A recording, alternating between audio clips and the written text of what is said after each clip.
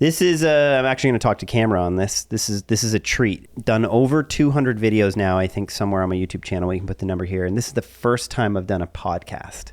It's the first time I've been on? This is my no. You've been on the channel a few times. Yeah. For those of you who don't know, this is Michael Del Monte, not only a good friend, but co-founder of Art of Documentary, incredible filmmaker, has done, I always lose track, 5 feature films. Something like that. Yeah. Incredible dad, all around great guy. Been not only just a creative partner, but business partner. And I always like having Mike on the team because I think he's like the only one on our team who's gone to university. And I hang it proudly behind me. There you go. Mark was like, don't hang your diplomas in the office. Only dentists do that. Yeah. And I was just like, you know what? I had a 33% on my first philosophy exam in first year. And I went home and I was like, I'm dropping out of university. I'm not good at this. And my brother Adrian, he was doing his master's and was like, are you doing all your readings from your textbook? And I'm like, what readings? He's like, from your textbooks. I'm like, no, I never bought the textbooks. I thought you either go to class or you read the textbooks. I've been going to class. So I was never a shoe-in for school. Like it was never something. So I'm proud of them is the point. That's cool. I put them up because they did not come easy. They didn't. That's for sure. I know. I think only one of my siblings has like finished university. And then I got a diploma from a film school, but now we run a film school, and I think one of the best. So I think it's the best. Yeah, I think so. And you have to think about that about your creating because, or you at least have to have those aspirations because you can know. Like I think we have the best film school, and you could argue that, but I feel like at the foundation of what you're doing, you need to believe that and that it's still birthing, right? Yeah, I think we're challenged by the fact that making films is very hard. Yes. And it's like, why would I say I think we have the best film school? It's because I think our students are making the best films out of any film school, and I mean that like online film schools. I'm not talking about maybe the NYUs where they're getting different type of person attending, but the schools that are out there these days generally are targeted to more teaching content, how to put 8 shots together or something. And I think for us, I'm proud that we're teaching our students actually how to string, multiple hours of somebody's story, 30 shoot days, 40 shoot days into a, whatever it is, a 20, 30, 60 minute watchable film. And it's not easy. I think we've had a Netflix deal here or there from a student. And, we're just trying to get further along, but at the end of the day, filmmaking is not easy. I think that's one thing though I'm frustrated, but I've always appreciated about filmmaking is that it is such a long journey. And we've always said like, we want to be making films into our 70s. And I find the craft of filmmaking, it's one of those rare things. It's a bit like music where you still see Scorsese in his 80s now or nearly still making Clint films. Eastwood, 90s. And these filmmakers are always talking about that they still feel like there's more that they can learn and create. And I've appreciated that about the craft of filmmaking where I'm 15 years into my journey now. And I still feel like I'm just starting out. Like I feel like I have so much to learn still. I think about for myself that I haven't even started. Like I consider the documentaries almost like my like your AAA baseball. It's like my gateway drug into probably scripted films eventually. Into harder drugs? Yeah. Well, I mean, it's an amazing medium to learn, right? Because as one of the reasons we love it is because it's authentic. You're not dealing with scripts. You're not dealing with actors. You're dealing with real people, real locations, real words, all the things that could screw up a scripted movie. You don't have to deal with in a documentary. You have other challenges you have to face because you don't know where the story's going. You don't know how you're going to end it. You don't know how you're going to fund it, whatnot.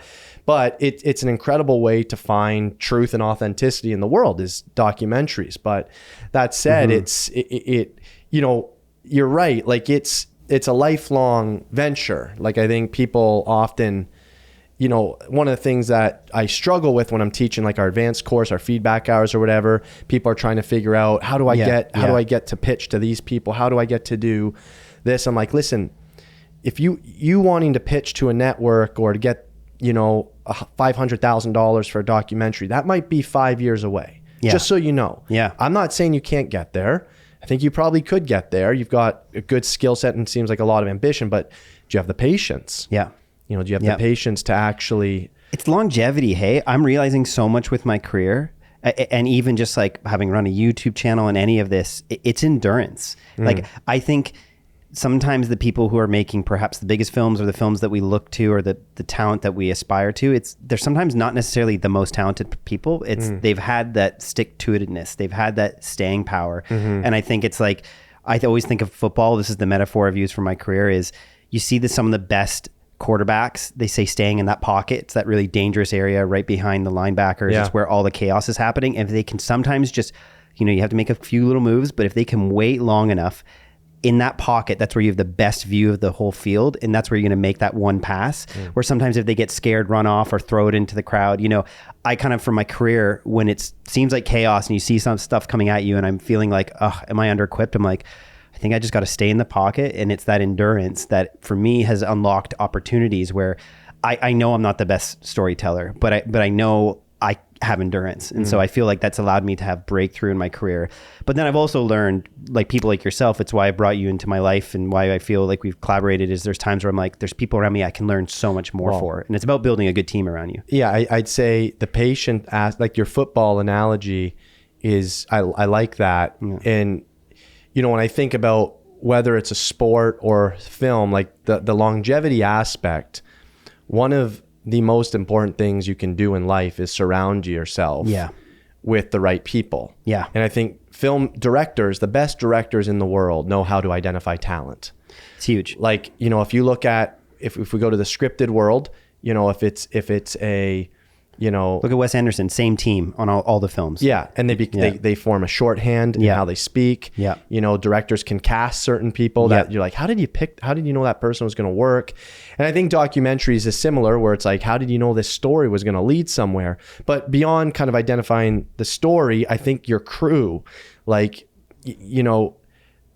Derek Cianfrance, who's a good friend of mine, and I am just blown away at his humbleness on set to let the people you've hired do their job. Wow. And it's like, if you're hiring this person, let them do their job. Yeah. Like and I have a hard time with that. But you've grown in that. When I first came, you always used to be pushing the camera or just eventually take it from my hands. But I feel like some people, like I have an editor, him. Yeah. And he was upset with me on a film we did because I was like, we're not getting there. We're 90% of the way there. We're not getting there. I need to take control of the edit here the final 2 weeks. And he wasn't stoked about that. And, I was a bit young, just not able to fully articulate what needed to get done. Wow. And I think that was a huge lesson to say, if I see a problem in an edit or if I see a problem with, the way you're shooting something, it's like, don't just grab the camera or grab the keyboard, but it's like, how can I articulate what the problem is? That's a good thing for both of us. It's a good thing for me to figure out, okay, not emotional. How do I see something's wrong. How do I communicate that? And it's better for everybody, right? Yeah. So is that a growth for you? Obviously it's maturity, but to articulate that maturity, is that a growth in communication, or is it in growth in being able to, I guess, which is expressing your vision is communication, or was it just growth in patience? Like, where did you find that you actually had to grow in order to be a better collaborator? It's emotional control. Yeah. I think of my toddler trying to, you try to teach my little son, Adrian, how to control his emotions. Yeah. And I think creatives can be very emotional. Yeah. And I have story after story. In the first film I did, Transcend, with my colleagues, one in particular, Scott Montgomery, is a good friend, but a brilliant mind who always intimidated me with his intelligence. And he'd bring a suggestion to the script or to the edit saying, we need this line here. And I would get emotional. I'd immediately become defensive. And I would walk away from days of editing with the team and I'd be like really frustrated. It would ruin, like we'd go out for drinks after and I'd be quiet. I would be really in my head. And it's still something, you might know I'm trying to always work on. How do I articulate this thing that's frustrating me and not speak emotionally, but speak objectively? Yeah. So instead of, if you come at me with something in your film or in a film we're working on, you say, I think we should do this, as opposed to saying, no, we're not doing that. And a lot of directors will do that, right? Yeah. They'll hold up the megaphone, they'll throw their director's hat. It's like, this is the way we're doing it. Instead, it's taking a step back and saying, I need to provide real arguments. Yeah. I need to help you truly understand, because we're trying to do this together. Yeah. You know, it's not going to be a great thing if you just trust me, this will be fine. It's like, I've just learned in my experience, it's better to figure out how to articulate what you're feeling to the people around you so that they understand your vision. And it's not easy. And when you're saying feeling, is that actually just, is it literally your emotions, or when you're saying feeling, is that like creatively the tone of the film? No, I mean emotionally. Yeah. Like, I mean your emotions. A lot of people will just say, it doesn't feel right. It doesn't feel right. It's like, you got to say more than that. Yeah. What? Okay. It doesn't feel right because we heard that line 3 scenes earlier. Yeah. We already know what's happening. We don't need to. So and Tad, a good producer friend of ours, has always said, I have good intuitive filmmaking sense, but I'm not great because I never did directing like you. Like, I never directed commercials. So I'm not as good at directing people. Yeah. Like, I'm not as good at saying we got to do this because it's more intuitive to me. And that has helped in some ways, but it's also hurt. I guess it's tough. It's like, you know, some people are a solo musician, right? And then some people are a conductor. Mm-hmm. Both are creating music. And I think it's challenging. Sometimes we'll see the solo musician and we'll say, you need to make something big and magnificent, and we'll put them in the conductor role, and they don't know, they need the control of the instrument because that's how they're gifted. And I think it's sometimes almost knowing what are your personal gift sets, what are your actual things you're good at. It's like, perhaps I know you're more intuitive when you're by yourself and you're thinking about aspects of the film that I'm not, but I've come from a commercial background. So it's like, I've had to understand how to control 50 people on set. And so you see there's different giftings, but that doesn't mean then necessarily that you can do everything or that you should. I think it's like actually building the team around you to be able to do that. It's something that I find I'm having more and more conversations about this in AOD. Really? This idea that everyone wants to be the director. Yeah. Yeah. You know, I think, you know, people get into this industry because it's generally not because they saw edited by Lewis Gordon. Yeah. It's a Christopher Nolan film. Yeah. It's a Martin Scorsese picture. Directed by. Right. Yeah. It's generally that credit that people, you know, we associate with the creator of the film. Yeah. And, you know, now we've had, I don't know, 5,500 plus students go through AOD. And I think the vast majority of them are coming in because they want to be directors, they want to be filmmakers. And I'll be on calls during our feedback hours talking to some of them and say, dude, you are a great producer. Yeah. Like, the way that you found this story and you found the money, I don't know if you have the vision though. Yeah. But you could put this whole package together and you could still be creatively involved. Like, have you thought about producing? And it's like, no, you know, I thought I kind of, you know, wanted to direct. And it's like, well, why do you want to direct? You know, really, you have to ask yourself, why do you want to direct? And, you know, that's another question. But a lot of people don't know how many roles, integral roles it takes to make a film. And like and frankly, a producer's going to make more money. The producer can do 3 projects a year. Yep. You know, or 3 projects at once. At once. Sorry. Yeah. I mean, so, you know, there's a lot of different, you know, you could be a story consultant. Now, I was talking to someone in AOD, Mark Lockey. And Mark was saying he's a solid director, but he's like, I want to go into impact producing. And I'm like, wow, that's specific. And what's that mean for people who don't know that term? Impact producing. So, you know, nowadays, you know, the distribution model of films is changing quite a bit. We'll talk about that. Yeah, we can get into that. But it's, you know, films are no longer just going to festival, going to streamer or broadcaster. Often it needs to have some impact component. It needs to be associated with some organizations, with some cause-based, you know, whatever, call to action type of things. So an impact producer is basically someone who helps figure out what could the impact of this film be and how can we use that as part of the distribution. And so Mark has this. He's done it on one of his films and he's very passionate about it. He thinks more filmmakers need it. His was about someone with a disability, correct? The skier, yeah. She was a kind of an Olympic caliber skier who got hurt. And so he's brought in like some organizations around disabled skiers and that sort of thing. And like, So it's kind of like, you know, he's still going to be on the filmmaking team, but he sees that his strength is more in helping other filmmakers you know, get those films seen. And I'm like, kudos to you. That's I think it's recognition of your strengths. For me in that way, it's like when I've been able to detach my ego from my career, That's even like when I started my YouTube channel, like that was initially a really big hit to my ego because I was afraid it was going to hurt me as a director. But in turn, it's only actually created way more opportunities, which is crazy to me because I'm seeing the breakthrough and us starting Art of Documentary, starting the YouTube channel and just collaborating with others, and even going into some moments where I've taken a producing role. Like some of the most viewed videos on my YouTube channel are films I produced, I didn't direct. You think of like One Lost, Many Found. But taking my ego out of the way has actually provided more opportunity in my career. My ego is always saying like, you need to be the star or you need to have control. But what's wild is then I always think I'm like, you know, take some introspection, or probably talking to my life coaches, is where else is my ego getting in the way? Like what other opportunities am I interrupting because I'm trying to take control? And it's like, that's even what it's like to grow a team or learn to collaborate with others. And I think it's actually just, there is so much joy, like even getting to just take that camera to Nigeria last week and see some of the breakthrough in Eric's career and what's going to happen. It's like, that is a way cooler feeling than people coming up and patting you on the back for a project you did. Like, I think that's way more rewarding in many ways. I mean, you're doing something, you know, I think that's, you're actually, you know, there's another conversation, but you know, why are you making films in the first place? Right. And I think, you know, you have to have your why, right? Like people have to figure out what their why is. And I think for you, you know, it was, I think the going on to YouTube for you, when I saw it from the outset,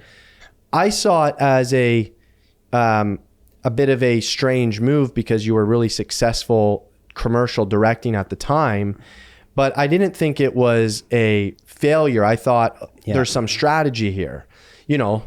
Perhaps, yeah. There definitely was. There was positioning around that. There was a concerted effort to make sure that I was positioning my channel in truth, because I didn't want to talk from a place of, I didn't know how to talk about gear and all that. Gear was part of my career, but I wanted to, you go back to my first YouTube video and I say this, like, I'm a director and I want to bring you in on that journey, and I want to find more stories through this YouTube channel, and I want to talk about what I'm learning. And so I always wanted to be true to that. Yeah, I want to be a director who has a YouTube channel. The thing I never wanted to come across as was a YouTuber trying to be a director. So it meant initially like that I had to like cut my YouTube channel like early in the mornings, late at night, on weekends. I would be at church, and between services I would like go to a hallway and edit my YouTube. Because it meant that I couldn't stop my directing career. I had to keep that going.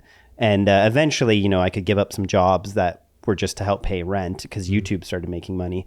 But yeah, it was a lot of weight to carry at the beginning, but I'm really glad, man. It's like we wouldn't have AOD. Yeah. No, all the opportunities, but I've just realized like it takes a lot of energy to stay to convictions. And at time I've, you know, definitely gone away from my convictions, and in the end, I think it always will leave you feeling more empty in the end. Like, you know, we've always said what you're passionate about and your schedule aligns, like that's fulfillment. And I find no amount of money is as fulfilling as actually creating the things or being around the people you're most passionate about. Like I've also realized like making decisions that disrupt my personal like peace, like your peace can be anything, you know, from mentally, emotionally, spiritually, but if I make financial decisions that disrupt my peace, it never feels worth it. Yeah. I've tried to, you know, think about it through my career in terms of people talk about it different ways, but when it comes to balancing, you know, that passion and those financial projects you just have to do, right? Yeah. It's something everybody takes their own path on. I think that was what I saw for you, where it was like, you know, if this works, this could provide an opportunity for me to do. It had to have a goal. Right. Yeah. And it's funny because as I've gotten further, you know, 5 feature docs, and, you know, I can make more films if I've wanted. Like people ask me to direct things. It's for me, it's a matter at this point, and everyone has to kind of ask this themselves. But for me, making films is like a hobby. It's like collecting stamps in a way. Like it's such a luxury for me. Like I'm so fortunate to be able to go make a film. Yeah, that's true. You know, and I like that, frankly, like that. And that's my choice. Some people want it to be their career, you know, that it's their full-time business.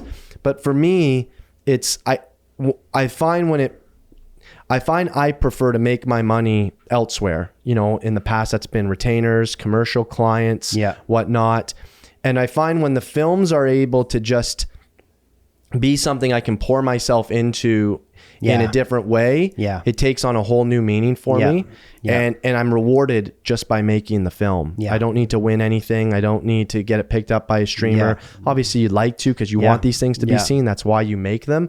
But at the end, if I'm doing projects that I deeply, deeply believe in, then making it is the reward in itself. Whereas if I've had projects where it's being paid and it just has a different taste to it. There's nothing wrong with it. It's just, I think each person needs to ask myself, where's, you know, when do I have my business hat on? When do I have my passion hat on? And I think for you, that's been interesting to see where it's like YouTube has, you know, it's done a very good job at providing some financial, you know, opportunities while feeding into, you know, the passion work.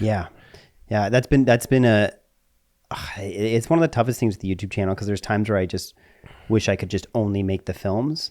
But I do know that a big call to the channel has always been education and helping young, not even young filmmakers. We have people on the channel who are in AOD or in subscribers that are 70 years old, but always just helping people understand just the few missing tips to create their films. I think anytime you are frustrated about something and you've learned to kind of solve that frustration for yourself, that's a great clue into a business model for yourself. Oh yeah. It's Shark Tank 101, right? It's just like, which problem, see a problem, solve the problem. Solve a problem. And that was, I went to film school. I spent, you know, minimum $20,000 a year plus. And this was back at a pretty affordable school, and poured myself into that 3 years, met some great people, had some great teachers, but came out of that and didn't have a flipping clue about what a good story was. I had some intuition. Why? Right. And sorry, you said why? Right. No.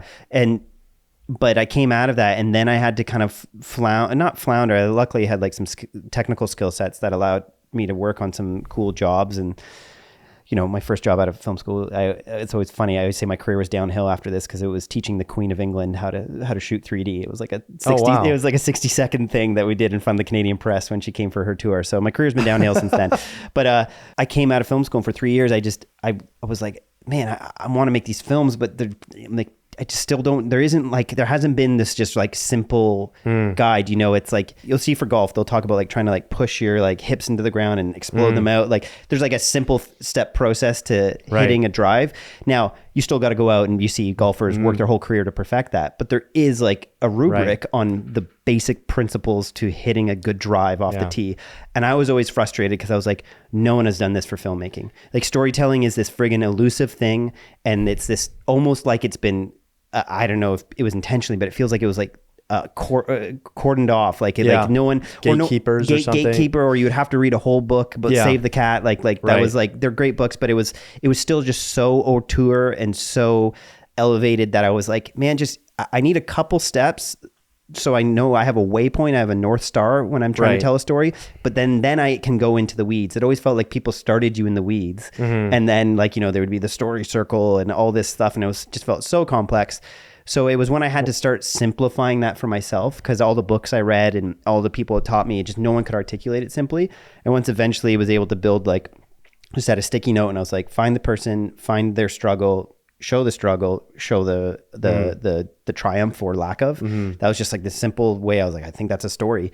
I then started applying that, and then you make things more complex. It's like you have your first tee shot, you hit 100 yards. You're like, okay, I think I know how to tweak a few things and get to 150. And then eventually in your career, you hope you hit past 300 or whatever. Yeah. I'm nowhere near. I think I can hit a tee like maybe 175 if it rolls that far. But all that to say, solving that problem in my own career, I didn't know until I met some YouTubers like Monte, who were like, you should start a YouTube channel, because like I was helping them with their storytelling. In some ways, that's when I was like, okay, I've solved this problem for myself. I had no idea, but I was like, maybe there's some people who want this problem solved also in their career. Right. And what was so exciting was to start the channel at a time where no one was really talking about that. And truthfully, I don't feel like anyone is talking about that. I think that's why we've started AOD, or why we do what we do, because it frustrates me so much still that so much of the education out there, is about making something that gets views immediately, and as if that is the fulfillment in life. It's like if you can create a reel or show a travel video or show yourself going on a vacation. Those are, not to take away from those are, that content has its purpose. It's like fast food. But it's fast food, and then that's what's so sad for me in this moment with social media and everything we're seeing is that's being told that's nutrition. That's nutrition. That's what you need to be doing. That like more views will bring you happiness. But I think what, when we've talked about having an impact, having a why. I'd say this. I think, shifting a little bit to talk about content, where AOD stands on this versus where kind of the content is I've always viewed kind of the content creating world like McDonald's, and McDonald's can taste really good sometimes. Yeah. Right. It's like fast food. If you say McDonald's doesn't taste good, you're a liar. That's the quickest way I know someone's a liar. I don't need it. I mean, once in a while, and if you don't think these are the best French fries, you're a liar. No, they're delicious. Science wins. Like when I eat McDonald's, I love it because I'm eating the pinnacle of human scientific research. Right. But it's not part of my diet. It's not sustainable. No, it's not a sustainable diet. No. And I think that is my observation, having made films and seeing what those films have done, in the aftermath, what those films can do for an audience, what they can do for, organizations which get started on their behalf. It's the equivalent of, having a meal and being hungry within an hour and having something that provide sustenance. And I think that's so true. When was the last time, you went through a reel and no matter how great that reel was, you saw it and wanted to go back to it. Or even like maybe you go back, or like you drop your phone and you're like, I need to go think about that reel for a night. But movies have done that to me my whole life. It's like I'll watch something and it might stick with me for the rest of my life. I might change the way I think about something. I think The Tree of Life. I might change my thought on marriage. How can a reel will never do that? And I get sent reel after reel on marriage. Like, here's some advice, but it's like none of that actually sticks. I think that's the beautiful thing about creating content that has some, I don't want to say eternal impact, it perhaps could, depending on your perspective on the afterlife, but creating content that you say like returns to your why and seeks to have an impact beyond just viewership, because it's part of a life journey. And I think that's what you and I have spoken about, and it's why we've kept it our moniker is, we want to be making films into our 70s. So what we're teaching, we don't want it just to be about the flash in the pan, because the algorithm could change next week. We want to create content. We want to show people that what's more fulfilling about a career is it actually moving slow and towards your values, because that will always be more fulfilling in the end than having a reel that crushes one month and then your platform tanks the next month. And when you talk about like some, if it's grounded in some eternal truth or something, it's like, for me, it's like, we don't need to get spiritual on it. I think it needs to be grounded in something real in your life. I think great films come from a very real place. The filmmaker, it's a real history story, and it's like real blood was shed for this story. And it's like the filmmaker, they poured themselves into it and the crew all got behind it because they believed in the story. It's like there's real belief and like real human emotion that goes into creating these things. It's not a whimsical and a very fun thing often. No. It's pretty serious. Like you're taking these real raw emotions and trying to create art, and for me, it's like that is a very different thing than pointing and shooting. It's like, I think that's my concern is where I'm trying not to generalize, but where young people coming up, being brought up on a social media diet, the McDonald's diet, the social media diet, it's that their well isn't deep. Like they're drawing from just aesthetic ideas or aesthetic beauty, which is important to any good film in history, but great films that have really been something that I'm always striving to, and I don't know if I've even done it. Like, I'm trying to do it with my films, but it's like it comes from a very real place, both in that character's life and my life. Yeah. And it's like that's not something you can do every month. No. Like, that's something that takes time to, and that's okay, to create. But we're told that we have to do that every month. I think I was just had the opportunity to speak with Erwin McManus on his podcast, and he was talking about the best storytellers are the most honest about themselves and about their own struggle, because if they're not honest with their own struggle, then their film won't ever be honest about struggle. Like, it won't come from a true place. And I think when you pull from your own pain or your own pontification, your own realizations, that will always be a more interesting film. And I think I remember I was my girlfriend at the time, back in 2016, I had just done a Nike commercial with DeMar DeRozan, who at the time he was like an NBA All-Star. He was on the Toronto Raptors. He was a big deal. And I remember she's like, "This is the best." Like, because I was talking about how I was venting one day. I was like, "Man, I'm not fulfilled with my career." And this is before, and it was in the midst of when I was still thinking about starting a YouTube channel, or just beginning to. And she was like, "Well, like, you've done the Nike commercial. Like, aren't you fulfilled?"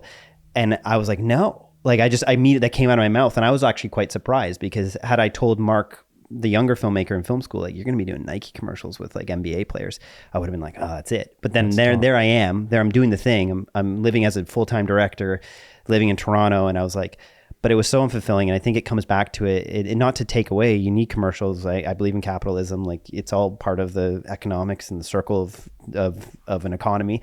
But it wasn't fulfilling, because what was it in the end? It was just content. It was just him playing basketball.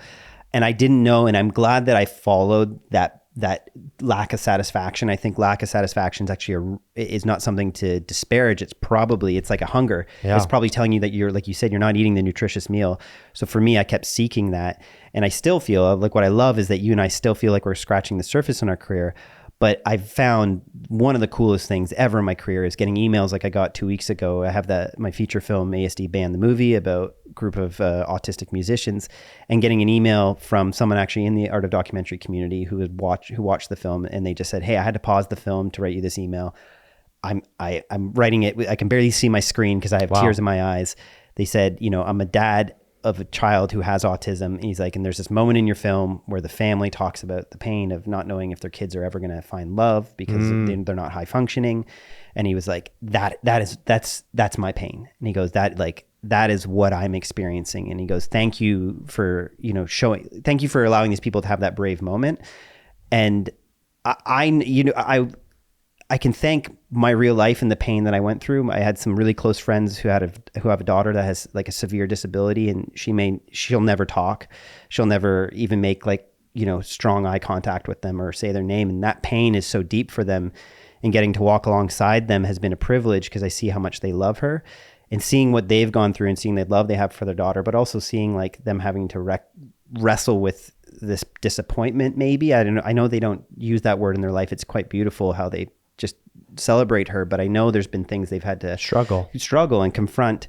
When I was making this film, the ASD BAND movie, I was like, okay, I want other family, like I have family in my life who are on the spectrum, and seeing the struggle with their parents as well. And I just said, like, I want those parents to feel seen with this film. So we have to go to that painful place. And then, having people at these film festivals, I'm not trying to pat myself on my own back, but just realizing that creating art that goes to that painful place. And hell, it took me, I graduated film school in 2010, and I didn't finish the ASD BAND movie until 2022, like 12 years. And again, I look at that film and I'm like, okay, cool. First feature. I can excel so much past this, but honoring that moment. Yeah. I think you got to pause though, because, we've done this in our advanced course where we've looked back on our films. Oh yeah. Yeah. And, my early films, as you know, were just god awful the way they were shot, but thing you should be proud of. And I had to find something to be proud of when I watched the debut, the first bodybuilder film I made, because it's bad. But it's raw, man. I love that film. Well, and I was just trying to find, you got to find the thing you did well. Yeah. Because I think that to me is something, no matter what your skill set is, the more important thing that you're acknowledging is that you found something real that you tapped into. Yeah. Yeah. Right. And so when I made the debut, there's a real relationship between the bodybuilder and the father, and I'm able to capture kind of, I'm there for the end when, just give away, you're not going to watch it, but you know, the bodybuilder gives an Olympia jacket, which is like a claim to fame that you've made it, to the father who's kind of been there along the way. And it's just like, you know, I'm at least proud that I recognized a deep theme in that film and I got it. Yeah. You know, everything else is terrible, but it's like, I think that is part of the job of filmmakers, that you have, even when you say like, I can always do better. It's like, I agree. I think that's why we made AOD, like, because you can always, we have advanced courses, you can improve your editing, you can improve your cinematography, the way you budget your projects, all that stuff can get better. But I think the thing to focus on at whatever stage you're in is what is that story? What are those themes that you're tapping into that are really going to connect with the audience? That's the thing we don't want to get wrong. Yeah. I don't care what camera you shoot on. I don't care if it's a bit sloppy. Like, I don't care if even audio's a bit whatever. It's like, did you identify anything? Am I connecting with anything here? It's like, I don't know what you're trying to tell me. Right. And it's like, to me, it's like, if you can do that, you can learn everything else. I mean, and we can work on learning that, obviously, too. That's not like a God-given gift. That's something you can work on, but that's the first thing to work on. I think the practice of self-reflection, and for me, I'm so grateful to have grown up in a context where I've had a faith, and that's been part of, like, you know, daily devotions and journaling and self-reflection and seeing where can I change and improve. I think that regardless if you're doing that in a faith context, just the practice of reflecting on yourself and the work you're creating is so important as an artist, because in the Art of Documentary AOD in Module 2, when we go through our videos where we do our director's commentaries, I've actually found that, like, we put those out there. I don't know the view counts on them, but I almost don't care, because I know for me as an artist, that has been not therapeutic, it's been informative. Because to watch my films and be able to articulate and teach what I'm doing, and then sometimes ask myself, okay, why am I shooting that way? And it does two things. Either it informs me why I do certain things and why it works, and then, or B, with like the debut or my film Milking It, I look at it, I'm like, what didn't work? And where was I, maybe not lazy, but maybe where was I less informed on what I was doing? And I actually think it should be a practice for anyone watching this. If you want one hack to improve your filmmaking, is actually go back and watch your content and do a director's commentary, even if no one ever watches it, but express why you made the decisions. And if you're finding you're struggling being able to express why, there's a good chance that you're not making informed decisions on set. And I'd say if you're in that place, like you can't articulate it, then you need people in your life. Honest people to articulate it for you. Or to tell you why that's not working. Trying to bring it into AOD, but again, like, that is maybe one of the benefits people talk to me the most about, is like, I started working with so-and-so, you know, we're collaborating together and it's helping us so much, because it's like, I agree. If you aren't, and it's not easy to objectively look at your own work. It's very hard to objectively look at your own work and give it honest feedback. It's very hard. And I think the best filmmakers in the world have a team around them, whether that's their editor, their producer, friends, colleagues, whatever it is, who are able to, you know, here's this is working, but I have no clue what the story's about. You know, I don't know what he's after. Like, I don't know what we're trying to do here. Like, and again, that doesn't mean like the whole thing's ruined. It's like, so let's add that. We need to add that in the first 10 seconds. Like we need that story engine in the first minute, knowing what the character, what they're driven by, what they're trying to accomplish, or what the struggle is, the question they're trying to get answered, whatever it is. It's like, we need someone to say that needs to go there. And that is going to help, you know, tremendously get us further along. I'm not, you know, I rarely watch a film in feedback hours, and as we're recording this, I did 3 hours before this. For people that don't know what feedback hours is. Well, feedback hours is a bi-weekly call we have for our advanced students, where you can book a time slot and show me a rough cut. Today we watched a lot of trailers, sizzles. We even saw some one-day docs. We watch them and I give them feedback. You know, I try to be as honest as I can and help so that I'm helpful. And it emerged, though, after our first year doing AOD, when, you know, initially we came out with our foundations course, module 1, and it was just like, let's give what you said earlier, let's give that step-by-step guide. And then realizing, yeah, people have that. That's They have great. the guide. Now they need to have the voice. Yeah, they need to have that feedback, right? Yeah. So when we created our more advanced course, goes a little deeper into the nuances, helping find your vision, your voice. But we realized we also needed a component of feedback in there. And so that's where it emerged from, just seeing that, you know, like everything in AOD, like it needs to have a real life application on why we're introducing it. And so, you know, whenever I'm watching something in feedback hours, it's very rare that I would ever be like, you need to throw this thing out. Like, this is unsalvageable. Most of the time, almost all the time, it's salvageable. Yeah. That doesn't mean we might need to go back and record some VO. Yeah. You know, we might need to go do some pickup shots. We might need to cut out all the music. There's too much music. We need to let this breathe. We need to pacing. Like, there's things though that can get adjusted, but people won't know that unless the audience tells them. Yeah.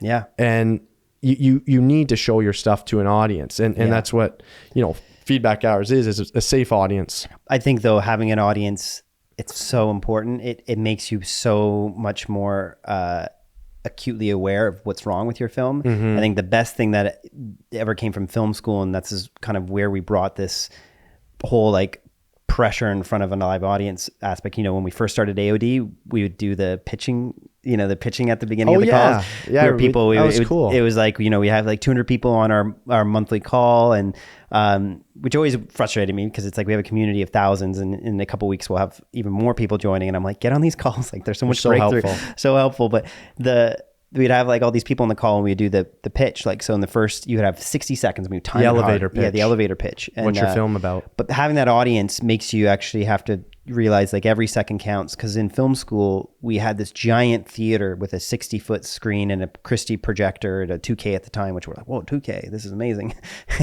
But we'd have to show any rough cut, any of our work had to be on that, even our PowerPoints. Yeah. And what it was just, you know, you meant, I appreciated our teacher, Vladimir Kabalik. He's a great doc filmmaker. He just was like, you need to have your work scrutinized. It needs to be blown up. I think that's what's beautiful about a watching thing on a theater rather than the back of your camera monitor. Right. You see all the flaws, you see where you're lazy, or you see where you can improve. And so I think, man, if you're just creating in a vacuum, or you're just posting it on Instagram and hoping that you're going to get feedback that way, then you're chasing the algorithm. Yeah. It's like you need human interaction to know what is it doing to a soul. Yeah, and you'll likely only hear from the people complimenting you. Yeah, that's true. Yeah. People put an emoji. Like, what's that doing for your career? Yeah. I mean, I think when it comes to, you know, audiences and showing your work, you know, my experience is you can't actually tell if this thing is any good unless you watch it in the theater with a group of people. Yeah. And the thing you're looking for, in my experience, some people might think differently, is the energy. Interesting. Energy, there's, you know, I don't know what it is, like, you know, energy in humans, like everyone, it's palpable. You know in a good movie and there's a horror scene or something, and you feel suspense in the theater, or that that buzz that you get. You can feel that something's you know, transmuting out of people. And I find that is the thing. When I have to sit with an audience, you can do it a little bit on Zoom, but it's much better in person, and just feel the energy. Yeah. And you can just feel when it's sucked back in self, and this is dragging. We got to get through this scene. You can literally have been in movie theaters with my films, and you can hear the seats creaking. And that's not, there's some scenes where you just hear that because you have less sound design. Yeah. But there's other times where, like, you know, I remember me and my editor, Eva Dubovoy, when we were watching our film, there would be like, there's this one joke we really struggled with that we kept putting in the film. We're like, well, you think it works? We're like, we think it's weird enough that it kind of felt like a Tim and Eric moment. We're like, we'll keep it in there. And then the opening night, we're at HotDocs Theater. It was like the most I've ever had in a theater for the film. There was like, you know, like I think it was almost sold out, and it's a documentary theater that can hold almost 800. There was just that buzz in the crowd, and in that, like, you know, it was great. The energy was live. I've never heard people cheering for moments. It was so rewarding. Like, we're both tearing up. But then that joke came up, and man, you could hear like a fly whispering. Did you cut it? Yeah, we cut it. Well, when we did the next version for broadcast, we were like instantly cut it, because like with that. And actually, no, what we actually did too is, now that we've changed the title of the film, which is Funny Journey, it's like once you've released the film, to actually change the title of it. But I think it's the right decision in the end. But we went back and snuck that shot out because we're just like, it's not working. It's not working. But that's smart though. I mean, that's, you know, that, you know, this stuff is all like, it's all, you're trying to make your film as competitive as possible. And it's something I'm trying to get better at. Where I remember this funny story when we were making Transcend, and Frank Marshall, who's a big producer of like the Jurassic Park film, the Jurassic World films. And this is wild. You should tell that story in a sec. Yeah. Well, I mean, we were fortunate enough to work. Your first film, I'll say this, Mike's first feature film, that's how we met. And we can talk about that story later. But I remember I'd helped edit a little bit of it, and then you guys went away just to work through the final stages and submit to, you know, you were trying to get into some festivals and all that. And then one day I just got a text from you, and it's the friggin' Lost World or Jurassic World poster. Yeah. And then Frank Marshall. And then you pan the video over, and there's the poster. I'm looking at it over there, the poster for Transcend our film. And you're just like, hey, like, we're in his office. You look at our film. And that blew my mind. I just was even riding on your coattails. I was like, holy crap, a film we worked on, or I worked on and that you directed is like, you know, your first feature got picked up by Kennedy Marshall. Like, so how did that come about? Well, it was, okay, I'll tell that story quick. There's another lesson there about screening your film and using, but basically Tad was talking to a production company out there. I think we were trying to get some additional financing or editing help. I don't even remember what it was, but they recommended this guy, Ryan Suffren, who was working at the Kennedy Marshall Company in their documentary division, which was really just him. So Tad it was just one of those random connections. It was a random connection that got us to Ryan. And so you got his email and just send him the trailer? Sent it, and they had just done a running short before. Yeah. And Frank Marshall was a runner, I think, at USC. Yeah. And so, you know, do you have that email? Tad probably would. I wonder what it was. But basically we paid him to go out there and kind of consult. It was kind of like a story consulting, editing consulting kind of role. And so you paid Ryan? We paid Ryan for a week. Wow. I think $500 a day, $2,500 for the week. And at the end of the week, he was like, hey, I think it was the Thursday. He's like, you know, it's getting in pretty good shape. What do you think if I asked Frank Marshall if he would watch it? And we're like, this is like Spielberg's that's Frank Marshall. I mean, you walk through the studio and there's E.T., you know, a little logo or a little monument of E.T. There's the Back to the Future car. Wild. You know, he's produced all of Steven Spielberg's films. His wife, Kathleen Kennedy, runs, you know, the Star Wars franchise at Disney. So, I mean, they're as big as you get in Hollywood for producing. And he said, yeah, I'll watch it. So we came the next day, we're freaking out. We're like, holy cow, Frank Marshall's going to watch this. Is he going to like it? Whatever. And I remember we were just sitting there in the room, not much bigger than this room, and just watching and feeling his energy the whole time. Wow. He ended up liking it, you know, but he had some comments. One of the comments he had was, and this was funny, and this goes back to what I was saying, is he goes, you know, there's something George told me once, referring to George Lucas. Yeah. Because when we were working on Star Wars, George once said that, you know, you have the first 10 minutes to get your audience. Wow. When they're in a theater. Okay. And this was the theater days. So it's if you're in a theater, already purchased the film, they're going to try and they're in their seat in the theater. You've got 10 minutes to get your audience. Really? If not, you've lost them. And so they're just bored. I think Netflix now, it's probably the first minute. Yeah. You know, if not faster, it's changed dramatically. But the point being, you know, he had a couple notes on the start. You know, just being like, in this first 10 minutes, we gotta hear from Wesley, the main character, much sooner. And so it was just something for me always. It goes back to our conversation earlier, getting that objective feedback, someone in the industry, and just saying like, listen, we need to know this much sooner. Yeah. We need this piece of advice. So anyway, Frank ended up coming on board and got the film in front of their agents, and they got it on Netflix and ESPN and Nike. And still such a cool story. You just never know the power of one email. And then honestly too, I think probably what Ryan saw is, well, actually, maybe not. I want to hear your thoughts on this. I was going to say Ryan probably saw you guys were receptive to feedback, but I can recall you telling me that experience was really challenging because you had poured yourself into this. You had a private, you know, a silent investor who, you know, you wanted to align with their values on the film. There were some challenging moments for you getting feedback where you came into an environment and you felt like your whole film was getting pulled apart. Well, yeah, initially it was exploring a bit of the faith component that long distance runners have. Most long distance runners have, you know, they'll bow to the ground or they'll pray to God. Like they believe in something often more than themselves. And as a runner, I was I curious. know I pray to God sometimes when I'm in the middle of my marathon. Well, you have to. Yeah, it's kind of like there's in my no life atheist. now. It's kind of these, there's no atheist in a foxhole type of idea where it's like when you're in war, even the strongest atheist might call out to something. Yeah. And I think running, you don't run half of the distance you do in a marathon at that speed. Yeah. Like you have to go so much beyond your limit in the race. And so it's like, you have to tap into something beyond just your training, right? Yeah. So we were exploring that idea. The investor loved that idea, but we started deviating from that idea as the story unfolded, and we had to figure out, how to salvage both the initial concept of kind of how faith is incorporated and brings meaning to people's running. But how to make the best film possible. Because we were gifted with an incredible story that unfolded, the most lucky timing in the world were the Boston Marathon. You can watch the film on the AOD YouTube channel. And for me, it was a lesson. Just say that because it's such a unique moment.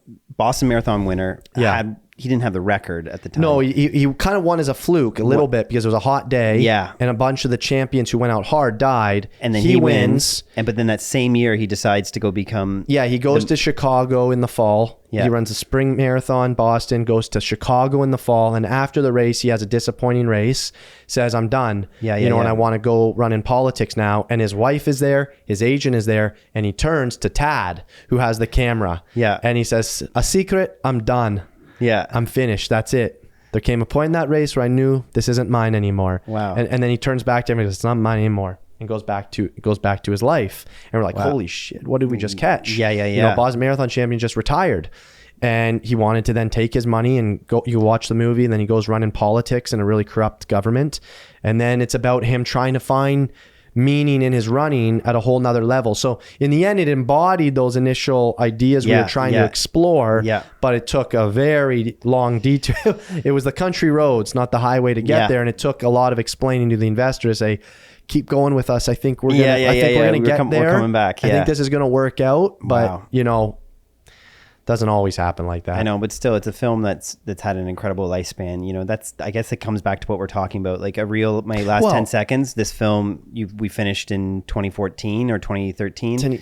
And it's still being watched. Yeah, hundreds of students are going to school in Africa right now. Because that's the impact of the film. Yeah. We use the money to start a running academy there, and we've got dozens of kids to the NCAAs for scholarships, use their running ability. And, that to me is, and Tad, as he has an even stronger belief in the power these films can have at a social level. Yeah. That's really his kind of mandate in life.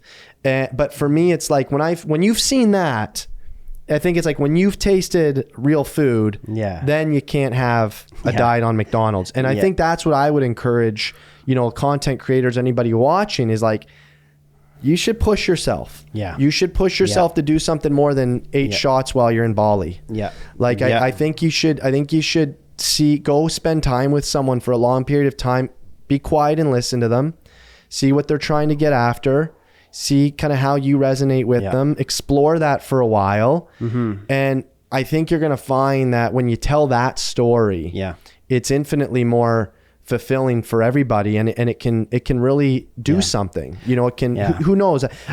You never know how these things are going to end up. You never do. But I think that's where people like who we were talking about earlier, Mark Lockie, other people seeing the impact producing. I think that's what we're seeing now is, it's almost like the clothing brands, have a social alignment. A lot of clothing brands these days. It's funny because I think, documentaries had that. A big part of it at its core originally was that. Not all documentaries, but a lot had that social component. I think, we'll start seeing that more and more. Yeah, I think what I worry for people is when they're dissatisfied with their career, they often equate it to that, my satisfaction would come if more people were seeing my work, rather than asking like, is this aligning with my values? Yeah. And I don't know if people know what they value, perhaps they are putting too much value in other people's opinions, because it's like what you're saying. It's like if you're creating this work and you're like, oh, I'm dissatisfied, the answer might not be that you need to get your work more popular. It's like your answer might be that your work might need more purpose.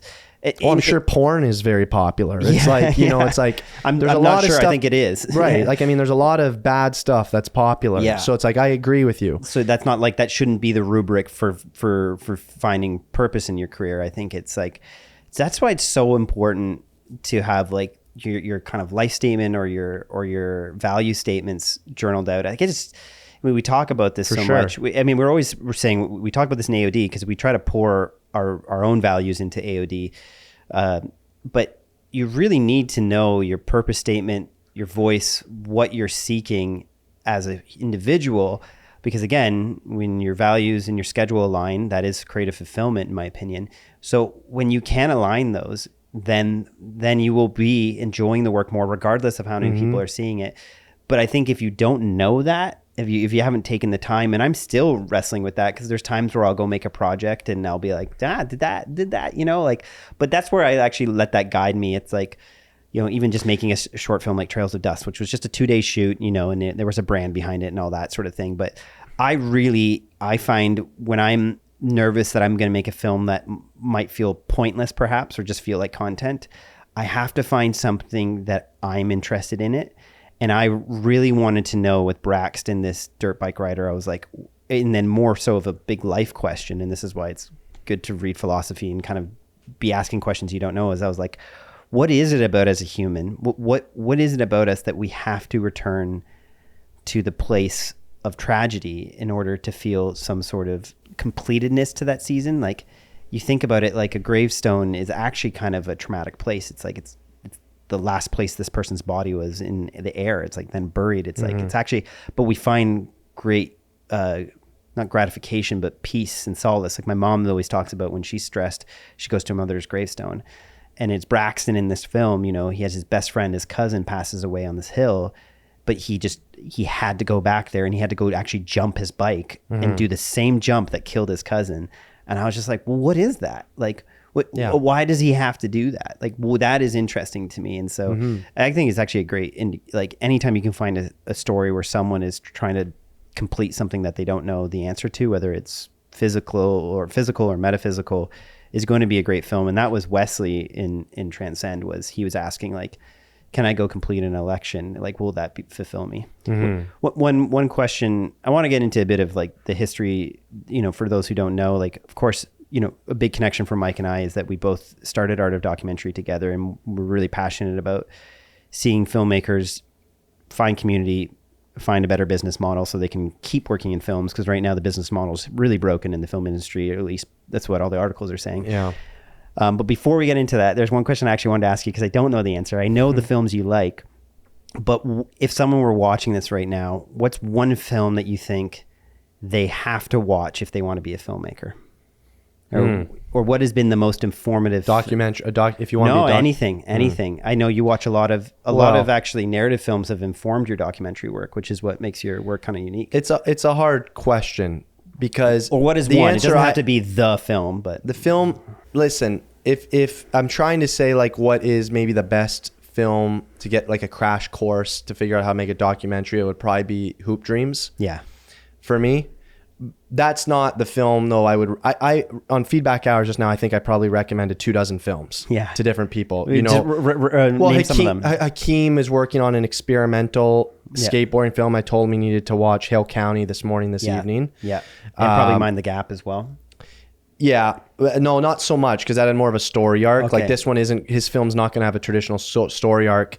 Maybe another student whose name's escaping me, but he does like work for a Christian organization, Compassion. You're Alex? No, he's maybe Alex. I think his name's Alex. Okay. His beautiful work. You would love his work. Yeah. It's really beautiful. But he was doing this thing on a child. Yeah. And the child only, you know, it's about a child trying to get to the school, but the child only had like 10% of the screen time. And I'm like, dude, go watch Little Rascals. Like, go watch Florida Project. Like, the kid needs to be 80% of this. Yeah. And let the parents and the grown-ups talk in a little less. So it's like, you know, it depends on what you're trying to make. I would recommend a different film. Like the most informative film. So talk about you personally then. What's been the most Goodfellas was by far the most impactful film for me. Yeah. Why?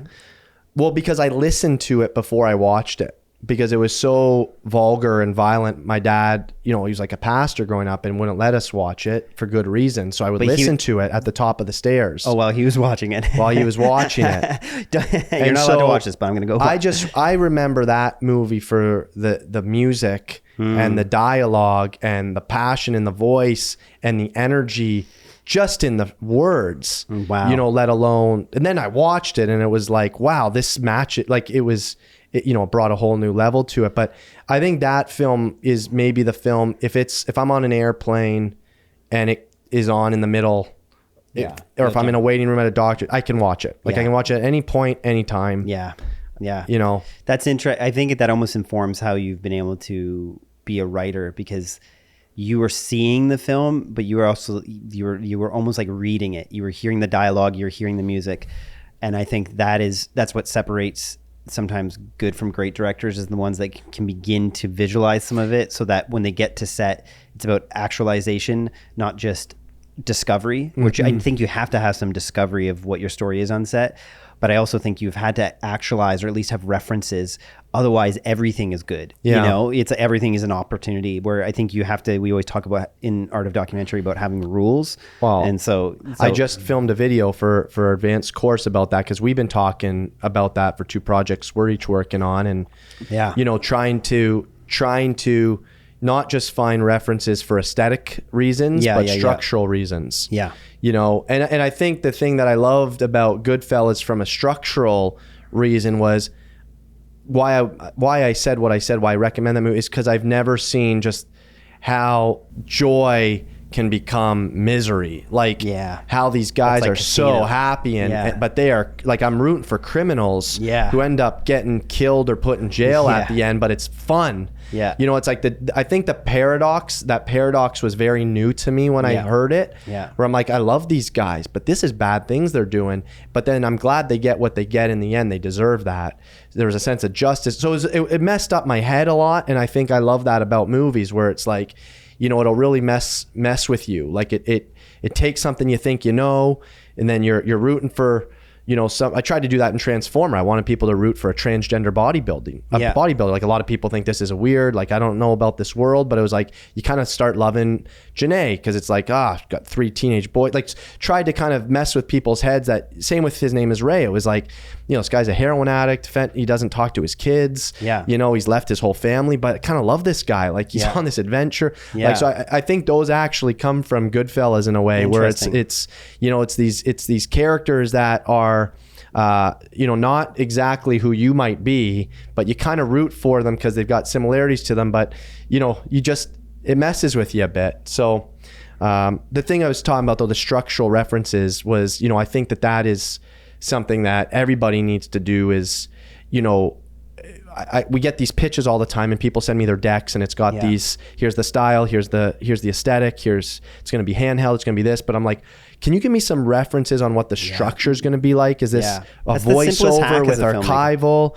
You know, is this, you know, are we going back in the past? Are we, you know, our character, is this traffic, like story 1, 2, 3, 4, and then go back to 1? Like, you got to watch some movies, I think, if nothing else, to figure out what's structurally possible for you, because that to me is maybe the hardest part in a documentary, amongst knowing how it's going to end and how long you're going to film it for, is figuring out the structure. Yeah. Because it's not easy. Like in a scripted film, you can script it. Scene act 1, 2, 3, scene 1 through 70, whatever it is. But in a documentary, you still need some structure, and it's trying to figure out, how do you build that? I think it's the simplest hack to coming up with your style. Or I've always been amazed. You know, we work with Paul Kemp. He's pitched to all of them, Netflix, Amazon. He's helping us with a Netflix pitch right now.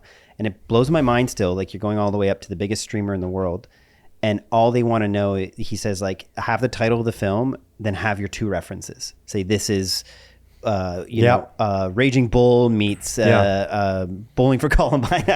You know, really weird. But what it is I think we put pressure, or I see a lot of creatives coming up, they put pressure that they have to be this new, unique, never before seen director, or creating something that's never been seen before. Right. But actually, when you just take 2 different films and references and put them together, it creates a new dish. Yes. And I think also too, then it helps people visualize where those two elements come from. Like, you know, we think of a director like Lance Oppenheim, like his work is now being referenced in its own unique way.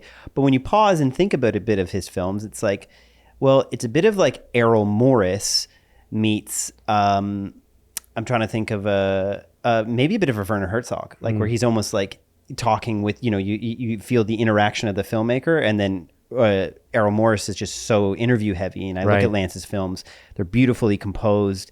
You know, they have this. He's got a bit of that Wes Anderson. Yeah, a bit of and maybe that's a better reference. It's Errol Morris meets Wes Anderson. That's actually probably what it is. But then you've never heard or you never seen anything like that, so it becomes something new. And I've always appreciated about you. I always see you teaching this in the art of documentary, and it's really helped me even right now with the feature that one of the features we're working on is really coming up with those references and being okay to borrow. Because the problem is when you do one reference, then you're copying. Oh yeah. But when you borrow from two references, then you're creating something new, because it's going to be a bit of both those films. So it will be something new. So I think that's the quickest hack as a young creative is take the pressure off your shoulders to have to be something new and original. Like you hear any amazing musician, you'll say, who are your biggest influences? They'll be like, oh, it was Johnny Cash. It was Janis Joplin. It was this and this. It's like you see, and then you start listening to your music. You're like, oh yeah, actually I hear that here, or I hear this hip hop here. I see this influence. And you realize that, like, I don't think there is actually anything original. Like even Irwin talks about that. It's like, there's nothing is original. Everything's been done essentially. Yeah. So it's what are you borrowing from? What are you allowing? And it's okay. What are you allowing to be influenced by? Yeah. It's famous C.S. Lewis quote, which was like, if you try to be original 9 times out of 10, you'll look like a fool. Yeah. Just tell the truth and you'll be original.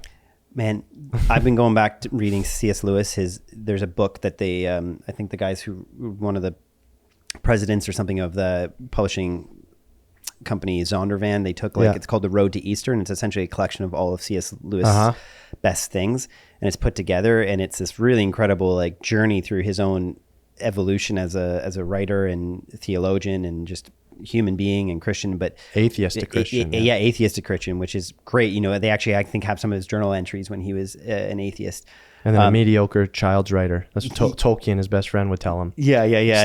Stick to academia. Leave the children's literature to me. I know. I thought Screw Tape Letters was pretty cool, though. It was innovative. But I think he was talking about like Narnia compared to Lord of the Rings. Yeah, it is apples to oranges. It's a criticism coming from Tolkien. So, you know, I think... Exactly. You know. But Narnia feels like the preschool, and then Lord of the Rings felt like high school, and then I don't know, you can fill in the other fantasy novels after that. But one thing though that C.S. Lewis spoke about was working hard can actually be lazy.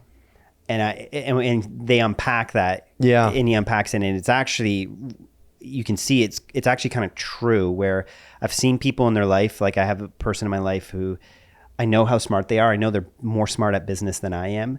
And I've been encouraging them to start their own business, but I can tell there's a fear. So they just keep working hard. And so, because I don't know what the fear is. I'm not a counselor, so I can't identify that. They need to go to counseling and figure that out.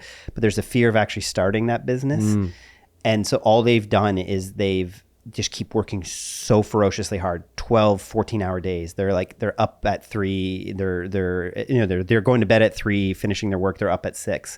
And why I call it lazy, or why I think C.S. Lewis calls it lazy, is you just see a lot of people, they work their whole life really hard thinking that it's really commendable, but they're afraid to actually address their own personal vision, or they're afraid to address the thing that they know they should be actually creating. Not saying everyone has to go be an entrepreneur, but you may find that in your own life. And I've found that even in certain relationships where I'm lazy, where there's a thing I need to confront in this relationship with someone or confront in my career, but I'm so afraid of the failure that might come with it, or the pain that might come with it, or whatever it is, that I just keep working hard in this other place. And then I think, well, look, I'm working hard over here. It's like, you can see that with training. It's like, I know in my life, I really need to do more stretching. Like, there's injuries that are occurring in my life because I'm not flexible. Right. But I know I'm great at running, so I just keep running hard. Yeah. And that's maybe a bit lazy because I'm afraid of the pain of stretching, and I'm afraid of the boredom, and I'm afraid of and I suck at it, so I hate it. So I want to go do the thing I feel like I'm good at working hard over and running. So you're saying no. Like the research on stretching I'm just kidding. I mean, it's a. Well, I know what I you're know. on your way to go to Your the analogy Olympics. doesn't go over my head. I like the analogy, and Yeah. I think I'm listening on my own. Places where you could work. Yeah, you can work yourself out of, the thing you should actually do. Right, Yeah. like you can work so hard that you're avoiding. Yeah, I'm busy. It's I'm like, busy. well, you Yeah. should stop being busy because this is actually the thing that you should be doing. Yeah. There's one thing I wanted to ask you, and just to give some background on it. I always talk about AOD on this channel. For people who don't know that, it's Art of Documentary. It's our academy. I talk about it a lot because it's become a huge integral part of our life. We've been able to develop a team and this community around the world. It's been so fun, going to these countries and just meeting people who are part of the AOD community globally, filmmakers creating new films. But anyways, you and I started off to be filmmakers, and we've in some ways stumbled into creating this academy. But we've realized the power of having a business as a filmmaker has allowed us more creative freedom. Yeah. It certainly hasn't necessarily freed up our time for that creative freedom. That's something we're always still learning to work through. But what have been some of the things you've learned most as maybe a human being, a friend, or a leader actually running a business? I'm interested to know, like, where have you felt that you've had to grow, or what has AOD done to stretch you? It's interesting. I have a bit of an entrepreneurial side of me. Yeah. Like I always had a paper route growing up. Me too. My brother Adrian and I started a backyard swimming company in our early 20s. My favorite TV show is Shark Tank, probably. Yeah. And I've always loved the entrepreneurial side of it. I love what AOD is. Yeah. I love less having to run it. Yeah. With you, like. So we're looking for an operations manager if you want to send your resumes. It's a different thing. Like, yeah. Making films, but is the alternative that or commercial directing? I'd probably take AOD. Yeah. Because I love giving feedback. I love working in our accelerators. I love making the content for the courses. But, it's not film. It's building a business is it's similar to making a film in that you have to be patient, but I don't love, being driven by revenue. Yeah. Like, having these goals, like it's important, as we all know in life, whether you have your own business, whether it's in videography, it's like you're trying to make a little more each year because of inflation, because you have another kid. Or the expenses grow. We have grow. Lawyers. We find out that the Oscars stole our names. We got lawyers. Yeah, $15,000 for that. It's like, all these expenses add up, and it makes life a little more complicated. Yeah. And I think that's where we've done well together is we align on having a simple life. Yes. Not like we're not striving to make something. I don't want to own 3 houses. Yes. And like a jet. It's like I want, it's like I think ultimately it was the same when I started in 2012. It's like my business always had to be in line with my priorities. Yeah. And at that time, my priority was making feature docs. I had no wife or kids. It was just me. Yeah. But that was my goal. I wanted to make a feature documentary. So I knew I needed to do just enough work to pay for my rent, my mortgage, my car, my camera, and then enough time to make the film. And I think that's where I'm at with AOD. It's like, I never want this to grow beyond, my comfort level of that it makes me someone I don't want to be. I know pretty much who I want to be. Like I want to be, a good husband, a good father, and a good filmmaker. Yeah. If those 3 things start getting jeopardized, then we got a problem. Right now, it's working well. But I think just knowing kind of what, again, going kind of core values of kind of beliefs or whatever, like kind of what makes you, knowing these things when you start a film or start a business, it's important. Otherwise, I was talking to somebody today who we both know, and, he said to me, I've been doing this online business for a couple years. And I'm like, how the hell did I get to this point in my life? Where I'm making this content. I'm a teacher. Yeah. Like I was a teacher. Why am I making this content? Like he didn't know how he got there. And it's like, that's a real fear in life where all of a sudden you can get to some point in your life and you're like, how did I get here? Yeah. Like, where am I right now? And it's like, I think that for us is, that to me has been the biggest challenge, I think, is making sure that, we're building it so that it grows, because we do want to keep growing a little bit, but we don't want to deviate from who we are. Yeah, I think knowing that person and even knowing the moments where you and I have chatted on the phone candidly and been like, is this worth it? That's usually at a time when you've been pursuing the money most. And I think that's where the biggest thing I've learned and why I'm so grateful and why it's worked building a company with you so far has been that I feel like for the most part, we align with our values around money. Yeah. And that's like, they say that's what tears apart marriages. And actually my accountant told me that he sees partnerships because they, help build the contracts for the partnerships and they have to get the lawyers and help them tear it apart. Wow. And he says business partnerships fail more than marriages. Like he's like, it's because of money. Yeah. He goes, it's like a 60 to 70% fail rate. And it's usually because I asked him, I was like, what's the biggest reason why? And I asked a lawyer that too, and they both said the same thing. They go, one business partner feels the other is not pulling their weight. And I think that's been a great thing for us too, is we're both very competitive. Yeah. And that we're probably always, in the back of my mind, at least when I'm working with you, is I'm like, oh, I hope Mike knows I'm like, I should be doing more. Or I see you doing feedback hours and I'm like, I should record a video. Or it's like, or I'm like, I feel the same way. I'm like, he's going to Nigeria. I better film some videos. So yeah, exactly. Which I think that's part of the way we were raised. Yeah. Because, each partner, whether it's, I'm not an expert. I'm not teaching about this. I'm only 5 years married. It's like each partner has to want to give 51%. Yeah. It's not 50-50. It's 51-51. Yeah. It's like each person has to be willing. And I think that's where both of us, feel similar. It's like, I've got to make that competitiveness. Is like, I got to be making sure that I'm giving just a bit more than Mark. Like we want each person to feel like it's like there. The other person cares. That's a great piece of advice I heard for relationships is they said it was at like a men's conference and they were like, always try to out serve your wife. Like they were saying, like, if you're serving them, it's like, what are you doing to help them or help the marriage?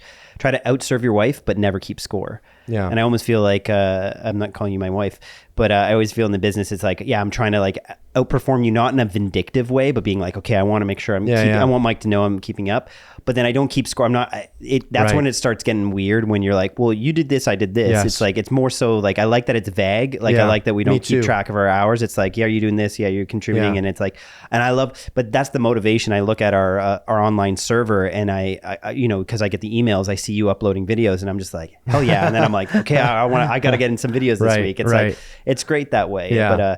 But then it's also I think the biggest thing, and we're trying to figure this out, is you really have to identify your weaknesses and then hire for them.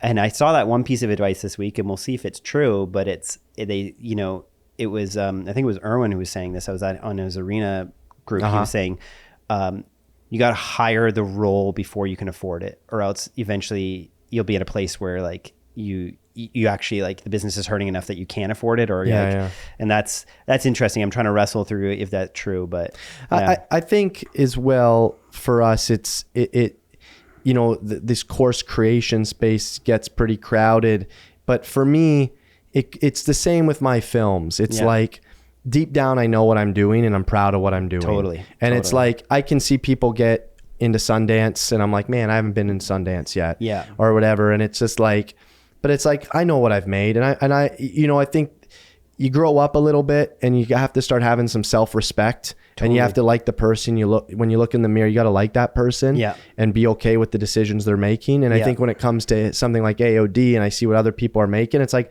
I'm proud of what we're making. Totally. Like I couldn't be more proud of what we're making. It's like, I'm there, I'm hearing the testimonials. It's like, I'm seeing. Can't keep up with them. That's our biggest issue is we keeping up with all the testimonials and seeing and seeing our children, so to speak, go and work together without us. It's like, that's great. Go and work without us. I don't need to hold your hand. I don't, I don't want you don't have to be under our umbrella. It's like, there's even been a few AOD students who've gone and created courses and we're like, hell yeah. Go ahead. That's awesome. For me, it's like, we know what we're trying to make, which is, a community that not just provides the course curriculum, but an environment for you to grow and explore this world of filmmaking. Yeah.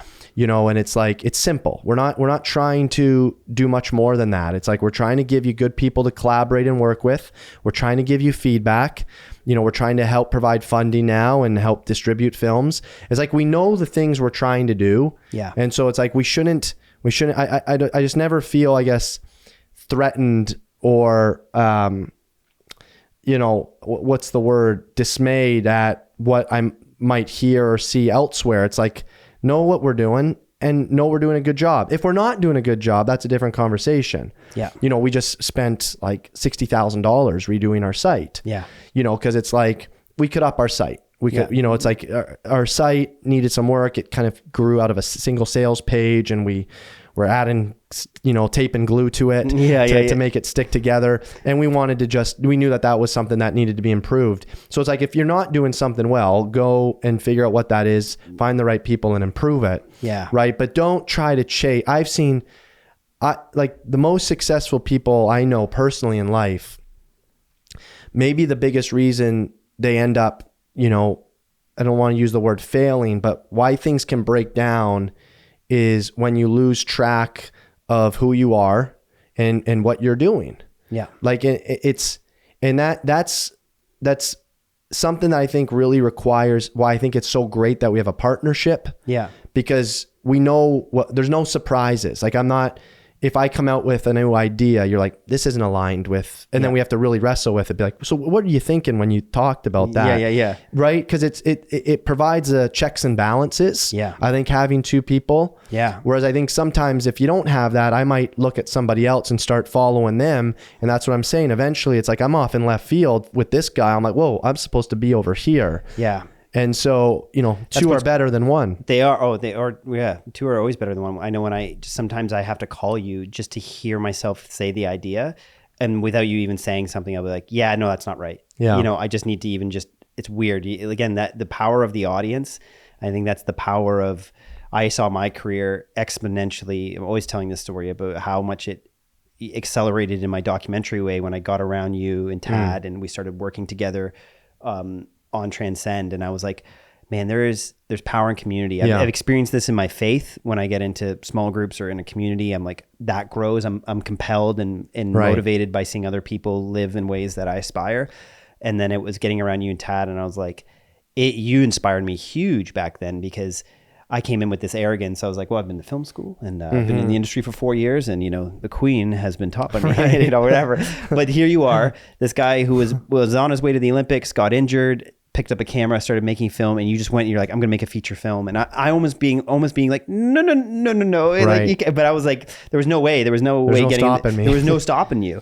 And it was humbling, but I think it was such a great experience. And I you know, maybe I have to apologize. I hope I didn't come in with some sense of arrogance back then. Never. But it was, being around you was inspiring, because I was like, remember we were at your house in Guelph, and like, you know, there was barely any furniture, just had the computers, and it was, we were working away. We're working away. And it was just like, I was like, man, this is so awesome. Mike what was so refreshing with you not going through film schools, you were just like, I'm going to figure this out. And I think that's so important for people. It's like, we created a course in the academy or the YouTube, and there was no rubric, and I'm not trying to pat myself on the back, but just say like, you know, it's okay. Like the failure is failure is so okay. It's what you do with the failure. Like if you're not failing though, you're probably not trying enough, like things that are risky. Maybe that's a good way of summarizing AOD. It's a safe place to fail. Yeah. You know, because I'm not saying you're not going to fail, but it's like we've provided the at least the blueprint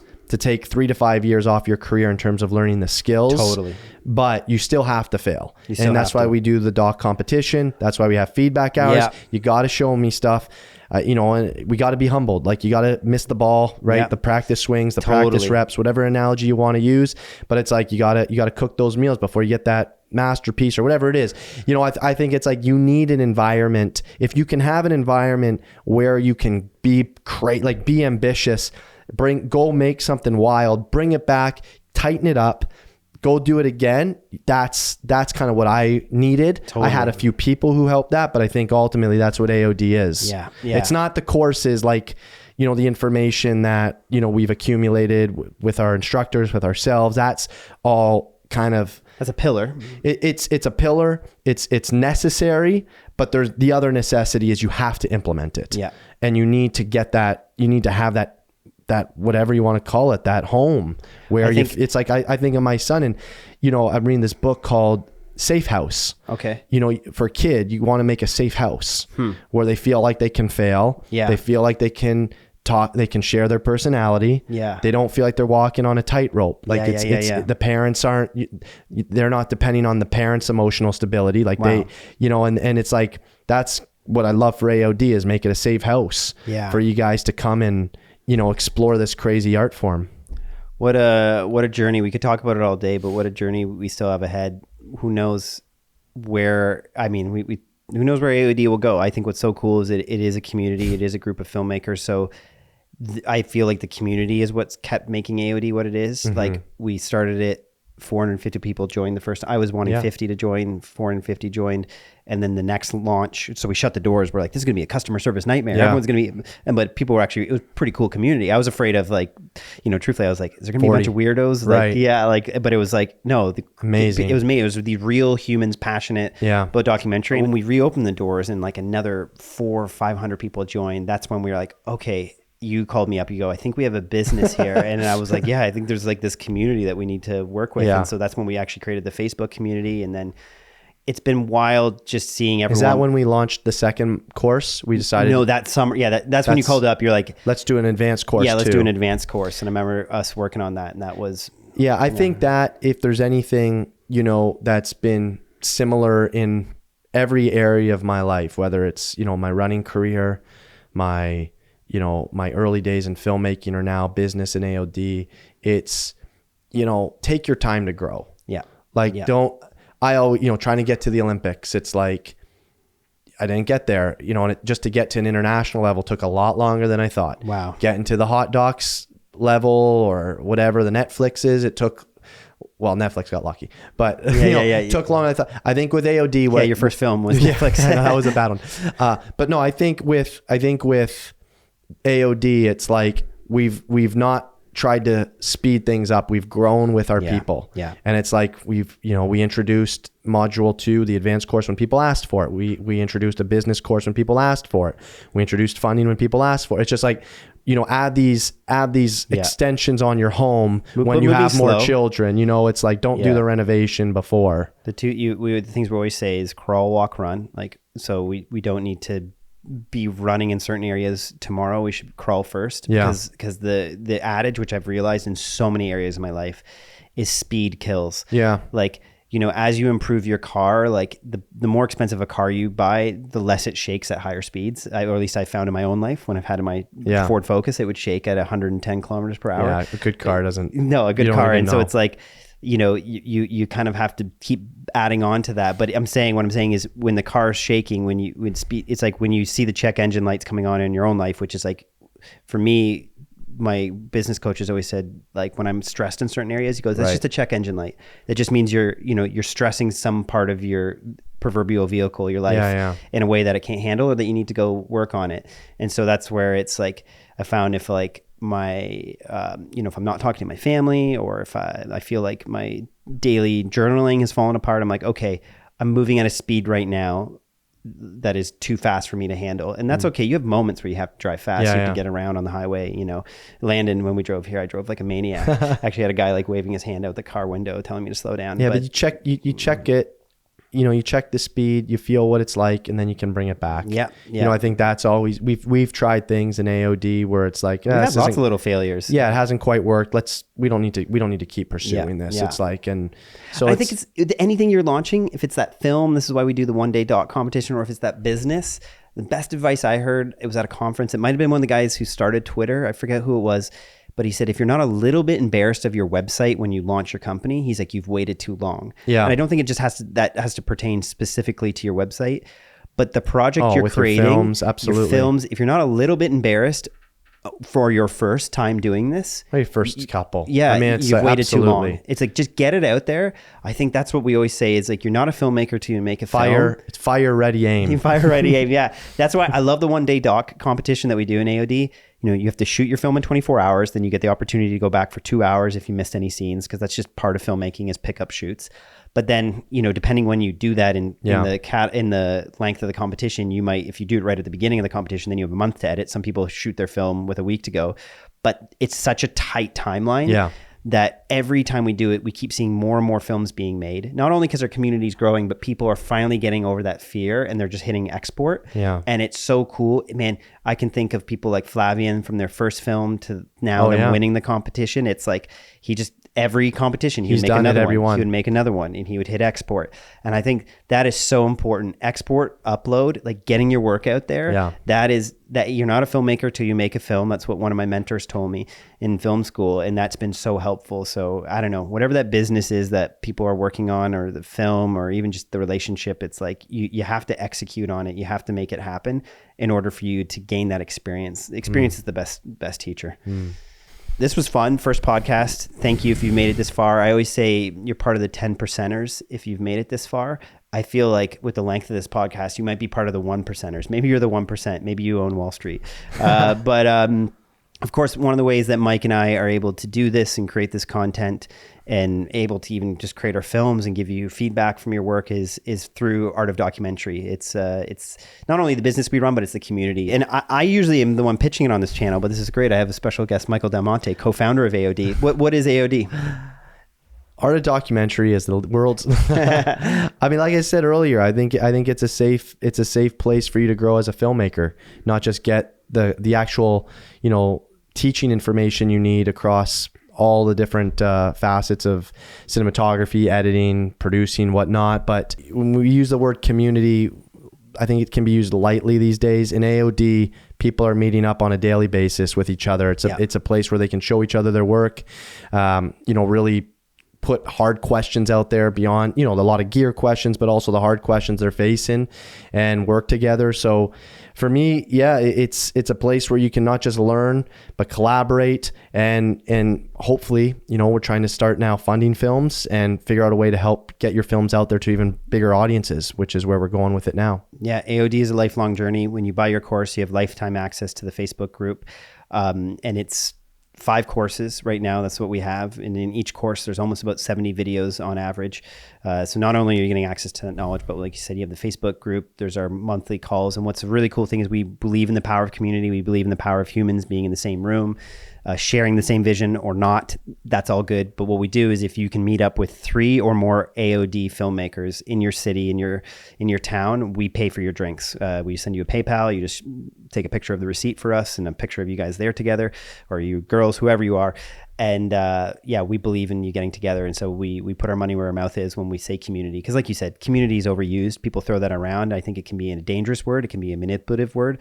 But we are allowing you to create that in your life, not wanting to dictate what that looks like. But yeah, if you're interested in AOD, we have the website down below. We open the doors just a few times a year for people to join. This kind of keeps it a cohort moment, because whenever we open the doors, we'll usually do a competition so that you can apply the knowledge from the course. You get to meet with Mike and I on monthly calls.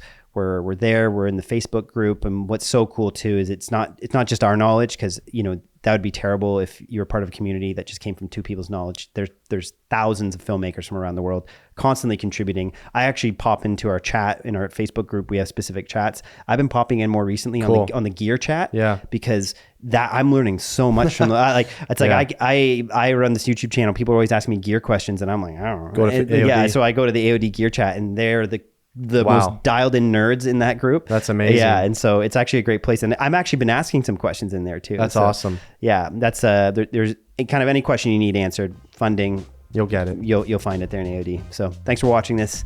I was going to say see you in the next one, but if you want us to do another podcast, let us know. Maybe. See ya.